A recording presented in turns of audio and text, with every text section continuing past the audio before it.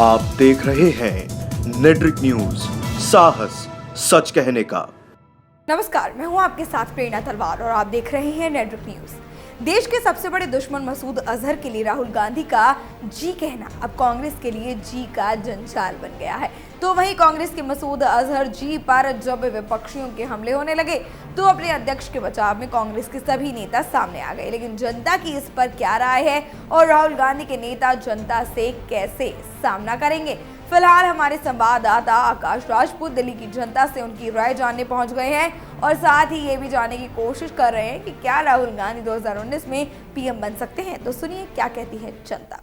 अभी मसूद अजहर को जी करके संबोधित करा था, इस पर आपका क्या कहना है? राहुल गांधी का दिमाग जैसा है वैसे ही वो बातें करेगा। चाहे जी बोले आतंकवादी को या अपने आप को जी बोले, दोनों उनके लिए बराबर है। बस बोलते रहे। पाकिस्तान उसके लिए भी एक बराबर है, कश्मीर भी उसका ही है और इंडिया तो उसके लिए है ही नहीं। इटली जाएगा घूम फिर के अपना। सर इसमें कहना क्या है, तो बड़ी हंसी वाली बात है। देश का बच्चा इस समय समझता है कि लोकसभा चुनाव सर के ऊपर हैं और एक विशेष वर्ग का वोट लेने के लिए राहुल गांधी जी ने इस तरह की प्रतिक्रिया दी है। और ये बहुत शर्मनाक है कि जिस आतंकवादी ने समय समय पर हमारे देश पर इतने आतंकवादी हमले किए हैं और उस व्यक्ति के लिए जी शब्द जोड़ना, ये मतलब मेरी समझ से बाहर है कि उन्होंने ऐसा क्यों कहा। मैं इस चीज़ की भर्त्सना करता हूँ कि उस व्यक्ति ने अभी ताज़ा पुलवामा के अंदर हमारे सैनिकों को शहीद कर दिया। इससे पहले भी अनेक घटनाएं जैश ए मोहम्मद के द्वारा और भिन्न भिन्न आतंकवादी संगठनों के द्वारा इस देश में होती रहती हैं और पता नहीं लोगों को उनसे क्या हमदर्दी है। कई बार तो हमें शक होता है कि ये लोग वास्तव में भारत के नागरिक हैं या पाकिस्तान के नागरिक हैं। ये लोग काम किसके लिए करना चाहते हैं? ये पाकिस्तान के लिए काम करना चाहते हैं या सच्चे मायनों में ये भारत के लिए काम करना चाहते हैं?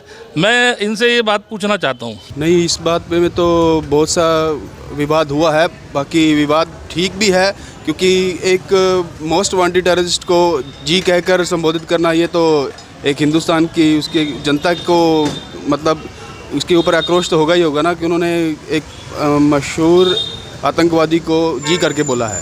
मेरा तो कहना यही है कि जी करने का मतलब ये नहीं होता कि मतलब कि आतंकवादियों से या फिर मुसलमानों के प्रति उनका कोई वो हो।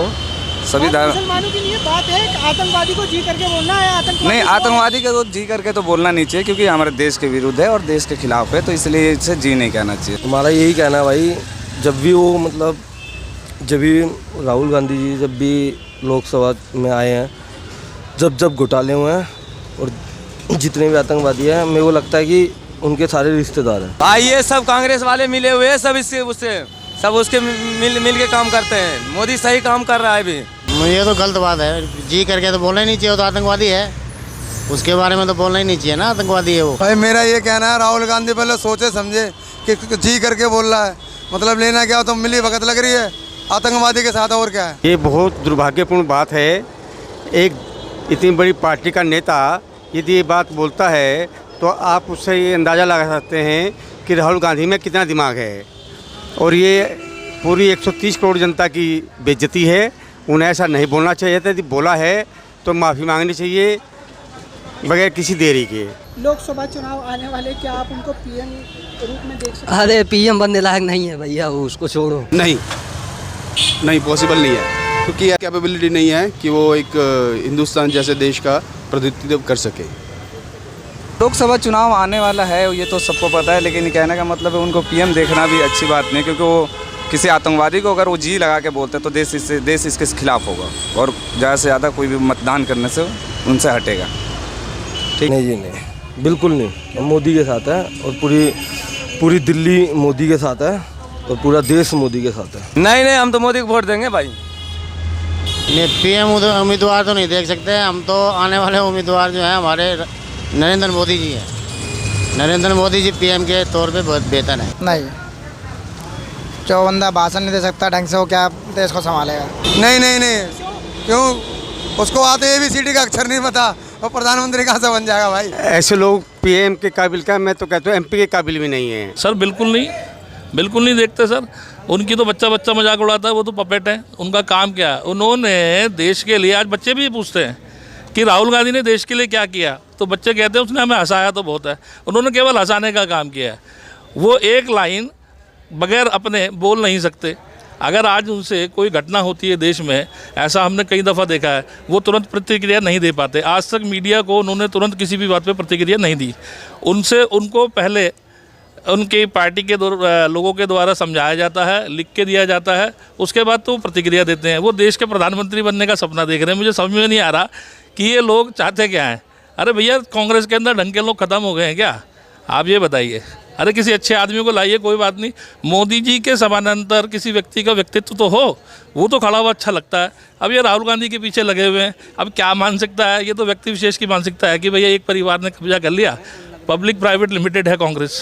पहले इनका नाना था, फिर इनकी नानी हो गई, दादी हो गई, उसके बाद इनके पिताजी हो गए, उसके बाद ये हो गए। कांग्रेस के अंदर अच्छे आदमियों को गाली पड़ गई। मेरे को समझ में नहीं आता।